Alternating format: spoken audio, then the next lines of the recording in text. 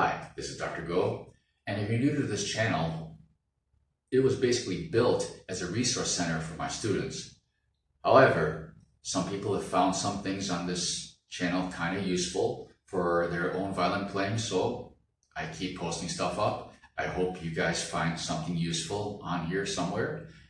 Anyhow, this video is a follow-up on a previous video I made about how to find your perfect hand frame without pressing too hard into the strings.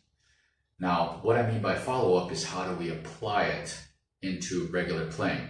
Because regular playing, we always want to have a nice hand frame. Okay, now there are basically two hand frames, an octave hand frame and a fingered octave hand frame.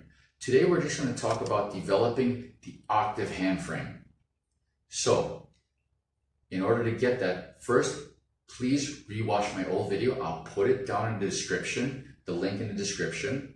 Follow the exercise to go from a harmonic to a solid stop note without moving the string a significant amount. If you get really good at it, you get to the point where the string barely moves when you stop the string. Okay? Now, once you accomplish that, you follow this video. Now, we start first with the Schradieck exercises. I'll post a link of that video in the description as well. Now remember, you want that good hook. Yes?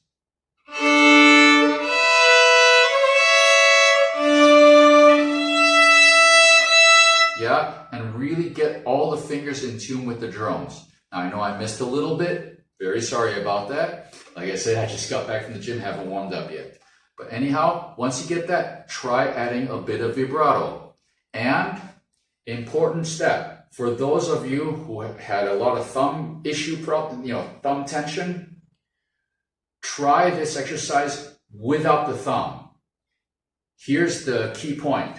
If you are stopping a string with a lot of weight from your elbow to the point that when you release the string, the violin scroll pops up, that means you're using way too much pressure to stop the string, and even worse, you're adding undue pressure into your neck from pulling down with your elbow. Okay? So if you see, and you see, watch when you let go, and it pops up like this, it's too much pressure. Okay? See, my thumb is off, and it just moves a little bit when I release. Yeah? Barely. It's just a little bit. The video might not be picking it up. It is moving a little bit when I release, but not much. If you have to do this, oh, that's way too much. That means you didn't get a good hook, so you're using too much pressure. So this is where practicing without a thumb comes really well into play. Now, let's go on. Okay? Try without the thumb. That's a really good idea. Add vibrato.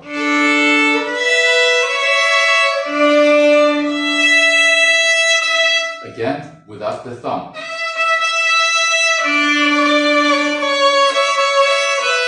And when you release, don't let it pop up.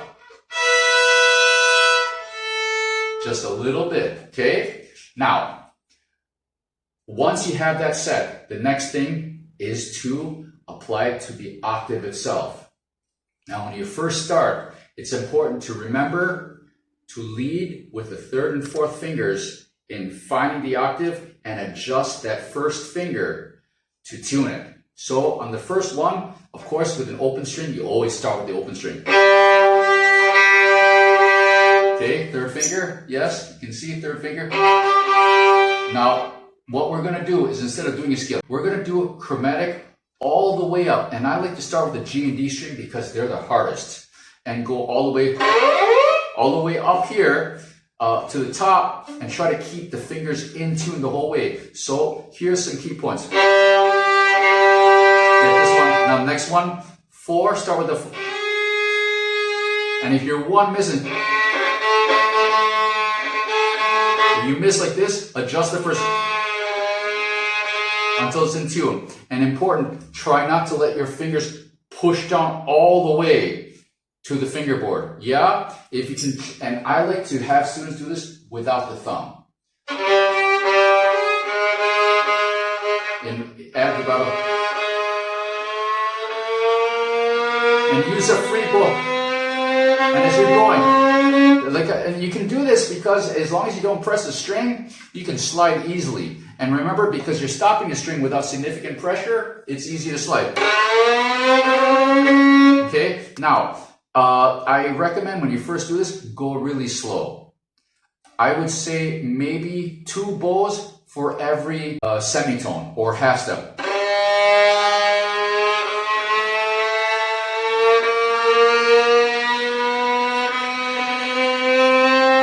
Important to have a strong bow as you're doing this. The bow should lean mostly on the first finger, but remember the first finger is doing the most adjusting as well. And work all your way. Try to work to the top of the fingerboard until the pinky is just about even with the edge of the ebony. And try to stay in tune all the way up and down. Okay? Start with the G and D string because that's the hardest. If your setup is no good, you'll know right away. Because if your upper arm crosses the line of your ribs like this, okay, up here, that means your setup is not good. Either your shoulder, somehow your shoulder is being brought too far forward, either the violence in front too much, or maybe it's down or something. Something's not working well for you. Somehow, when you get to the top, okay, the upper arm should not cross your ribs. And I've seen people do this successfully with the instrument more forward, okay? It's just that they align the shoulder better. So it's not about always sticking the violin straight up and out to the side. It's about putting it so that when you get to the top, you don't cross. Another important thing is this, detail. When you're switching from 3rd finger to 4th finger to find the make sure the good hooks are there. What we're trying to do here is 3rd finger, make sure it's a good hook.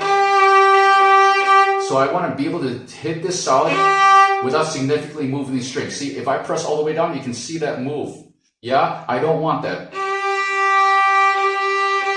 I want it to move less than a millimeter, okay? So from there, put the 4th finger, make sure it's a good hook.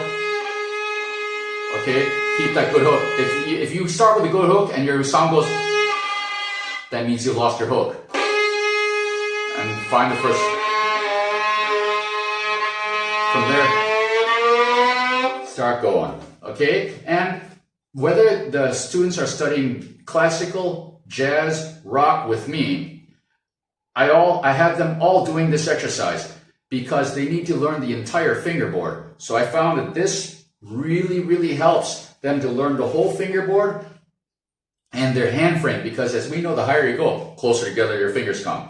So I hope this helps, and should you have any questions regarding any of the material in here, please feel free to comment down below and I'll try to answer as fast as I can, okay? So if anything I said is contrary to what your teacher told you, please ignore me, listen to your teacher. However, for the rest of you, if you're my student or you're somebody just trying to improve your own playing on your own, I hope you found something helpful in this video or some of the videos that are linked.